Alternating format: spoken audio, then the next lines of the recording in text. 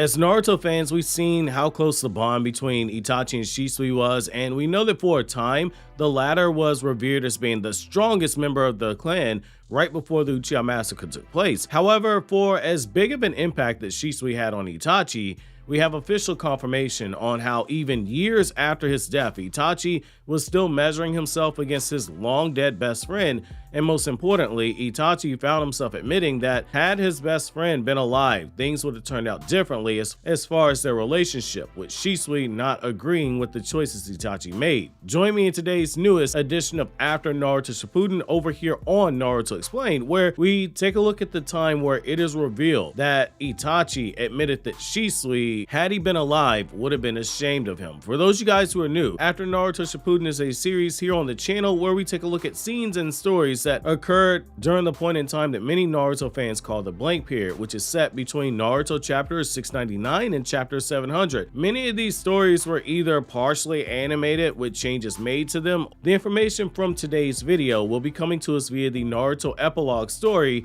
Akatsuki Hiden, Evil Flowers in Full Bloom, which takes place towards the end of Sasuke's redemption journey when he is 1 month away from Konoha in terms of walking distance. It's after Sasuke runs into the children who lost their families to the attack that Itachi and Kisame carried out while working as Akatsuki members that Sasuke finds himself making a detour to extend his redemption journey to look through the past of the Akatsuki members, trying to see if any of them would have been capable of being redeemed had they been lucky enough to have a Naruto or Sakura in their corners who never gave up on them. It's as Sasuke is looking into the mission regarding Itachi and Kisame, where Miss Village Shinobi, in particular Anbu, attempted to capture Kisame, that Sasuke learns of what happened with Itachi and his feelings on why Shisui would be ashamed of him joining the Akatsuki and massacring the Uchiha clan, which only further builds on Itachi's previous thoughts that Shisui would not approve of the man that Itachi had become, even if Itachi's actions were for the sake of Konoha, like Itachi told himself, and it's a really big deal, which you'll see as we get later on into the video. With the scene and the context being set is here, I'm going to read the selected passages from the story itself, and then I'm going to come back to you guys to connect it with extra information we have from the Itachi Shinen story of Midnight, from a scene that Naruto Shippuden cut out of the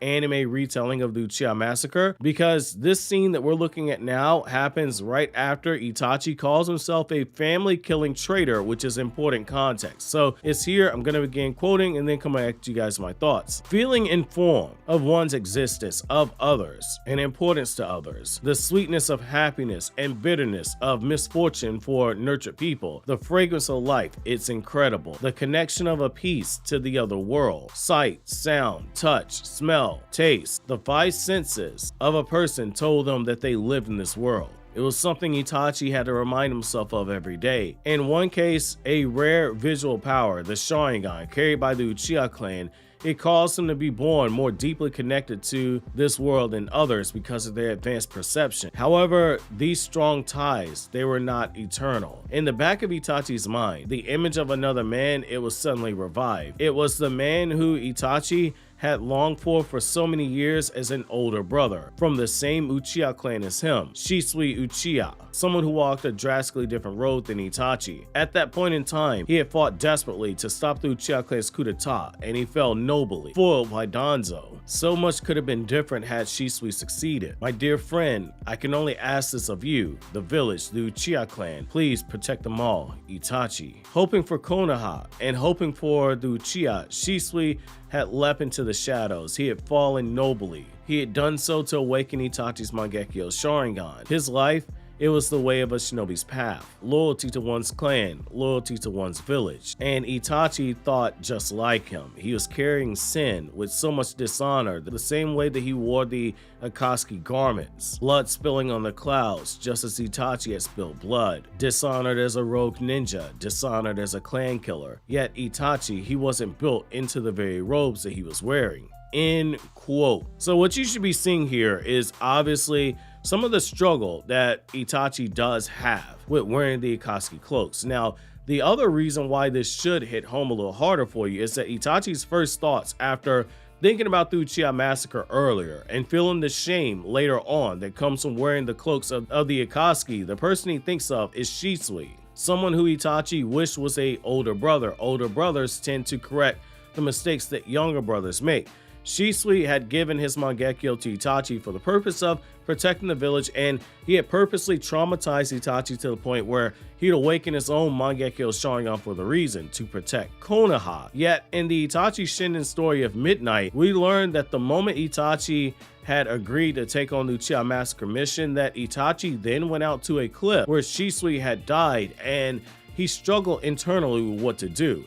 At one point, he's outright saying that had Shisui been alive, he would not have agreed with the decision that Itachi made and was going to make. He basically alludes to the fact that Shisui would have still looked for a way to save the clan from itself and still help Konoha without going through with the massacre. He even knows and goes as far as to say that had Shisui still been alive, he could have physically stopped him. We now have a situation where Itachi takes it a step further and basically alludes to the fact that Shisui would not have agreed with him joining the Akatsuki, and I find that contrast to be so interesting for this reason. Shisui is someone who had the power to take away another person's free will. By using his Mangekyo Sharingan power, he awakened the Kotomatsukami, yet Itachi himself wasn't willing and was not doing something that Shisui would have approved of. From the Uchiha Massacre to driving Sasuke down a path of hatred to using deceitful tactics in the future to have Sasuke awaken the Mangekyo Sharingan, to the plan that he eventually had to use Kotomatsukami to force Sasuke to defend Konoha once Sasuke took Itachi's eyes to awaken Eternal Mangekyo Sharingan.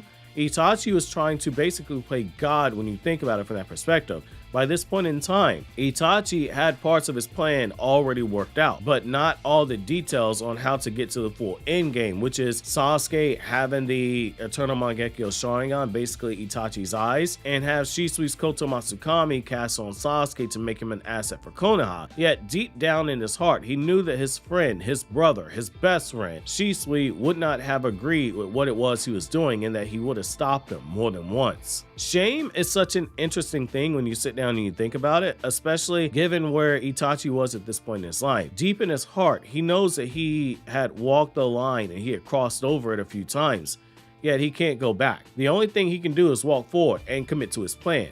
Just as his father had told him once before, Fugaku told Itachi, "I'll allow you to kill me, just make sure you take care of Sasuke." It would be a dishonor to not just his parents, but also Shisui. While his friend might not have agreed with his methods, Itachi owed it to him in order to make sure that everything worked out the way that Itachi had planned. I do find it fascinating that he found himself thinking of Shisui during a time where the Akatsuki, they had basically begun taking the steps towards their Biju hunt by hunting down the various Jinchuriki. The group, they had already broken up into two-man teams, and they were out collecting information just as Jiraiya later on in the timeline would tell Kakashi. What started out as killing the Uchiha to prevent a coup d'etat went to planning a trauma for his younger brother, to working with the Akatsuki on mercenary missions, and now purposely aiding and abetting in the murder of multiple Jinchuriki in the distant future, and the gradual weakening of the various shinobi nations who lost their Biju by losing their Jinchuriki. For Itachi, it was a reflection of what he knew. To an extent, his plan was naive in his heart, which is often the case with the young. You think you know everything, you think you have everything figured out, and yet you don't really know anything at all. At the age of 17, at this point where Itachi is in this timeline, almost a handful of years removed from the Uchiha Massacre,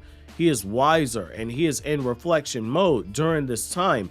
And in hindsight, it's even more poetic when you realize the tropes of the writing. When people near the end, they tend to be more reflective. They look at mistakes they made and what they could have done differently. Itachi is just under 4 years away from dying at the age of 21 years old. Between knowing what is waiting for Itachi and the slow building up of the potential regrets, it's one of those things where you have to wonder where if potentially things could have been different if Shisui never died based on what Itachi felt before the massacre and now during the early stages of the Akatsuki's Jinchuriki hunt. All this is taking place, Itachi's reflections, just before Jiraiya returns to the village, just before the Chunin exams. For Sasuke, this is one of those moments where learning the information about his brother just adds more to the mystery of Itachi Uchiha, and it begins to start planting seeds in Sasuke's mind to look into the other members of the Akatsuki, because things, they aren't always as black and white as they seem, which to see how things could have played out differently if Shisui never died, click here to watch that video that we did on the channel a few years ago on that topic, or click here to watch more videos from the After Naruto Shippuden playlist.